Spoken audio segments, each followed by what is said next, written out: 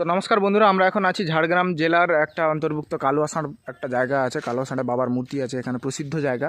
তো এখানে এসে আমরা যা দেখলাম আপনাদেরও দেখাচ্ছি, আপনারা একটু ওয়েট করুন।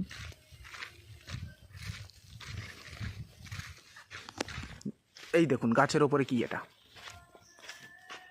আপনারা দেখতে পাচ্ছেন নিশ্চয়ই। এটা কিন্তু বাঁদর না,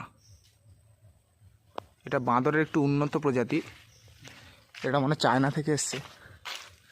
আমরা একটু আগে এটা কি কুত্তার মতো দেখতে পাচ্ছিলাম, কুকুরের মতো সরি। তো এখন বাঁদরের আকৃতি নিয়েছে।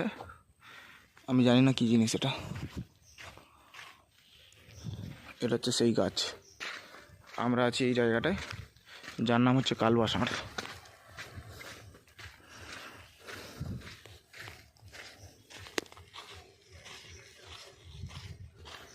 ঠিক আছে বন্ধুরা, টাটা, ভালো থাকবেন।